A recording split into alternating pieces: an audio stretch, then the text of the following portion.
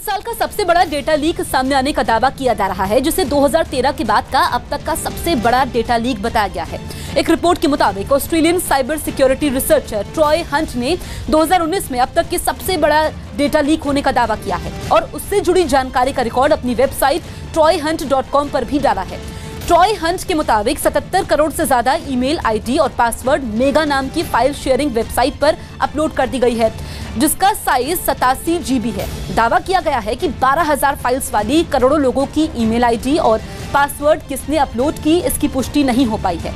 Troy Hunt ने लोगों को आईडी हैक हुई है या नहीं, इसकी जानकारी देने के लिए डेटाबेस को हैव आई बीन पॉन्ड से भी जोड़ा है, जिसके जरिए लोग haveibeenpwned.com पर जाकर अपनी ईमेल आईडी फीड कर उसका स्टेटस भी जान सकते हैं। रिपोर्ट के मुताबिक इससे पहले 2013 में याहू की डेटा लीक का मामला सामने आया था, जिसमें करीब 300 करोड़ लोगों का अकाउंट प्रभावित हुआ था।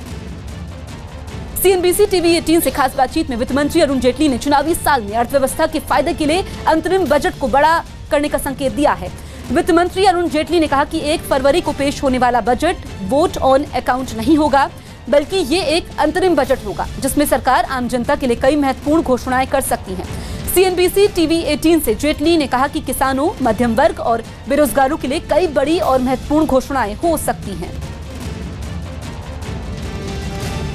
Well, the convention has always been that the election year budget normally is an interim budget, and ordinarily there should be no reason why we should move away from that convention. But then the larger interest of the economy always dictate what goes into that interim budget. And that's something which really can't be discussed or disclosed at this stage. Nervousness or trepidation or confidence ahead of the vote on account as you get ready to prepare it? I think we are confident. As I said, we are proud of our performance. We've done reasonably well, and therefore there is no reason why we should have any jitters either on the eve of the vote of account or for that matter on the eve of elections. Mamata Banerjee की rally में हार्दिक पटेल भी शामिल होंगे।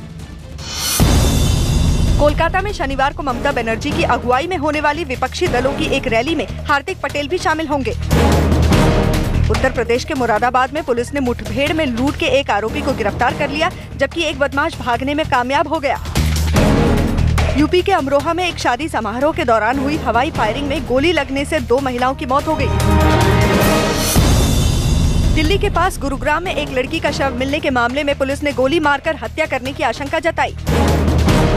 जम्मू कश्मीर के हंदवाड़ा और Nowgam sector में पाकिस्तान की तरफ से हुई फायरिंग का सुरक्षा बल ने मुंहतोड़ जवाब दिया। यूपी के गोरखपुर में बढ़ती चोरी की वारदात के बाद पुलिस ने पोस्टर और लाउडस्पीकर के जरिए लोगों को सतर्क रहने की हिदायत दी। सावधान सावधान सावधान, सम्मानित बहनों भाइयों, कृपया ध्यान दें। सुप्रीम कोर्ट ने केरल पुलिस को सबरीमला मंदिर में प्रवेश करने वाली 2 महिलाओं को 24 घंटे सुरक्षा देने के आदेश दिए। बिहार की कैमूर में एक लड़की की हत्या के विरोध में गुस्साए लोगों पर हंगामा करने और एक थाने में आग लगाने का आरोप लगा। हरियाणा के रोहतक में एक बस और डंपर की टक्कर में एक यात्री की मौत हो गई, जबकि 10 से ज्यादा लोग घायल हो गए।